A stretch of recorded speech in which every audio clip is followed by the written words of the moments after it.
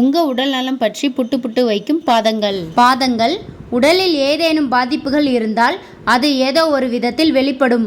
இதன் மூலம் உங்கள் உடல் நலம் பற்றி அறிய முடியும். பாத வெடிப்பிற்கு மிக முக்கிய காரணம் நீரிழப்பு.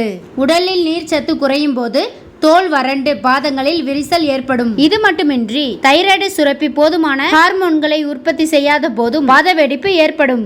குளிர்ச்சியான பாதங்கள் உடலில் இரத்த ஓட்ட குறைபாடு இருக்கும்போது பாதங்கள் குளிர்ச்சியாக இருக்கும், அல்லது இரத்த சோகை பாதிப்பிலும் பாதங்கள் குளிர்ச்சியாக இருக்கும். பாத வீக்கம், பாதங்களில் நாள்பட்ட வீக்கம், சிறுநீரக பிரச்சனைகள், இருதய பிரச்சனைகள் மற்றும் கல்லீரல் பிரச்சனைகள் போன்ற கடுமையான உடல்நல பிரச்சனைகளை குறிக்கலாம். பாத அரிப்பு, கால் விரல்களுக்கு இடையில் அரிப்பு, எரிச்சல், தோல் அலர்ஜி போன்றவை பூஞ்சை தொற்று காரணமாக இருக்கும். அதனால் பாதங்களை சுத்தமாக பராமரிக்க வேண்டும். உணர்வின்மை, பாதங்கள் உணர்வில்லாமல் இருப்பது நீரிழிவு நோயின் அறிகுறியாகும்.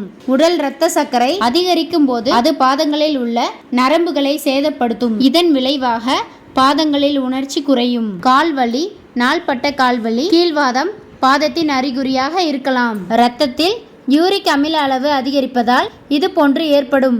கால் பிடிப்புகள், நீரிழப்பு, இரத்த ஓட்டத்தில் பிரச்சனை, நரம்பு பிரச்சனைகள் மற்றும் ஊட்டச்சத்து குறைபாடுகள் போன்ற காரணங்களால் கால்களில் அடிக்கடி தசை பிடிப்பு ஏற்படும். இதனால் நிறைய தண்ணீர் குடிக்கவும் மற்றும் ஊட்டச்சத்து சமச்சீரான உணவுகளை எடுத்துக்கொள்ளவும். குணமாகாத காயங்கள், கால்களில் காயம் ஏற்பட்டால் அது நீண்ட நாட்களுக்கு குணமாகாமல் இருப்பது நீரிழிவு நோயின் அறிகுறியாகும்.